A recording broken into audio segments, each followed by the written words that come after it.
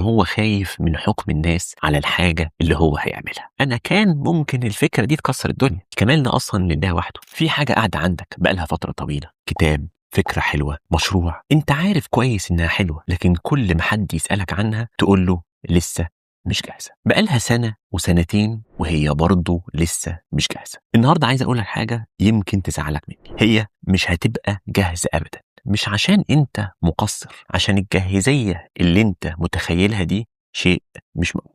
أنا علاء النواوي، أهلا بيكم في حلقة جديدة من فكر بصوت عالي. ما تنساش تشترك في القناة، تشوف الفيديوهات اللي فاتت وتشوف الفيديوهات اللي جاية. احنا بنسمي الحكاية دي معايير عالية. الإنسان يقول على نفسه أنا شخص كمالي، أنا شخص perfectionist، أنا بسعى للكمال في كل الأشياء، ونعتبر إن ده مدح للشخص حتى لو بنوصف حد تاني. بس تعالى نبص بصة تانية، هو السعي للكمال ده في الحقيقة بيعمل فيك إيه؟ مبدئيا كده هو في خلط كبير جدا ما بين السعي للكمال البرفكشنست والمعايير العالية. الحقيقة هم اتنين تقريبا عكس بعض، ملهمش أي علاقة ببعض. المعايير العالية بتبص للشغلانة اللي انت بتعملها، الفكرة اللي في دماغك، الكتاب اللي انت عايز تكتبه أو تقراه، المشروع اللي عايز تبدأه أو تنفذه، وتقول حلو قوي، يلا نخلصه وبعدين يلا نحسنه. فالمعايير العالية بتدفعك ان انت تخلص الحاجة اللي في ايدك وتبدأ تحسن فيها وتجود فيها. اما بقى السعي للكمال ده بيخليك تبص على الحاجة، وبدل ما تفكر ازاي تخلصها وبعدين تحسنها، اول حاجة بتيجي في بالك هي الناس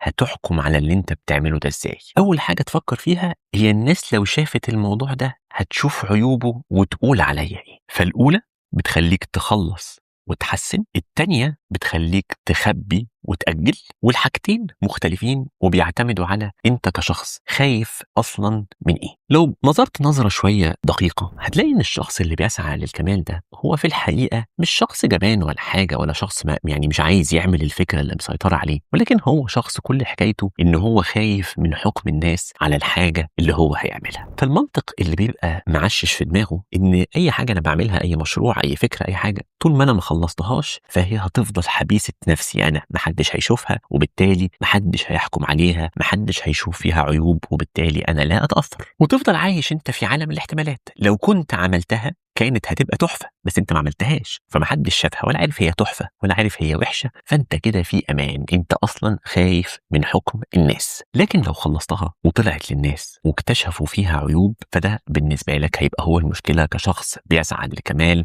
والبرفكشنزم. فالساعي للكمال ده بيفضل عايش في عالم كان ممكن، انا كان ممكن الفكرة دي تكسر الدنيا. لكن الشخص اللي بيركز على الاتقان هو شخص انا خلصت وداخل اطور واحسن واللي بعده. وفي حاجة حتى من الجانب الديني روحاني زي ما انت عايز تسميه، يعني ان احنا السعي للكمال ده، الكمال ده اصلا لله وحده، وان احنا اصلا ما كانش مطلوب مننا نسعى للكمال، احنا كان مطلوب مننا الاتقان في العمل. فانت المفروض تعمل الحاجة اللي في دماغك دي، تعملها بأحسن أداء عندك وأكثر إمكانيات، وتديها طاقتك الكاملة ومجهودك الذهني والعضلي حسب هي إيه، وتقدم فيها كل اللي أنت عندك، تقدمه كله كده، أنت أتقنت العمل.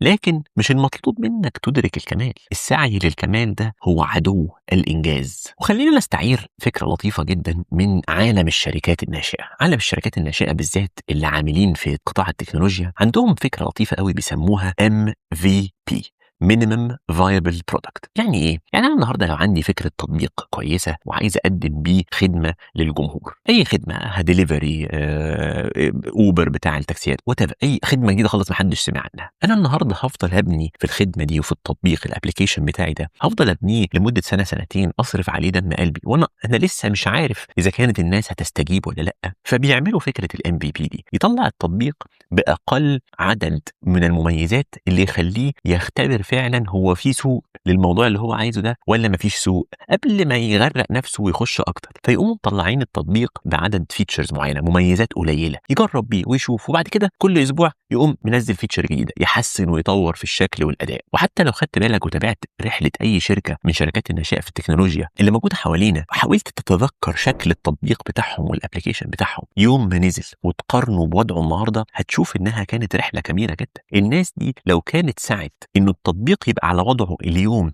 ولكن يوم اطلقوه من عده سنوات، كان على الارجح عمرهم ما اتحركوا من مكانهم. طبعا انا مش هقدر اجي اقول لك النهارده لو سمحت بطل تسعى الى الكمال، فانت تدوس على الزرار اللي هنا فتلاقي نفسك خلاص بطلت تسعى الى الكمال وبقيت بتركز على الاتقان وان انت تمشي خطوات وتطلع وتخلص. ولكن انا عايزك المره الجايه لما تلاقي في فكره في دماغك وتلاقي في مشروع انت عايز تعمله او فكره او كتاب عايز تكتبه وتقراه، اي حاجه انت نفسك تعملها وتلاقي نفسك قاعد بتاجلها مع الوقت، لازم تسال نفسك سؤال حقيقي: هو انا خايف من ايه؟ لو لقيت نفسك فعلا خايف من رأي الناس يبقى ده سعي للكمال وبرفكشنزم. لكن لو انت لقيت نفسك بتأجل وبتسوف لان انت فعلا قادر تبص على الحاجة دي وتقول هي كانت النهاردة في النقطة دي، انا ممكن اعمل بس الحتة الصغيرة دي وفعلا احركها لنقطة جديدة وبعدين اعتبرها خلصت واطلعها للنور، اذا تمام، ده تحسين واتقان. لكن لو لقيت ان مفيش حاجه انت بتعملها، مفيش فكره، لو الفكره قعدت معاك يومين 3 10 سنه كمان مفيش حاجه هتتغير ولا تتطور فيها، يبقى انت بتسعى للكمال. انت خايف من رد فعل الناس على عيوب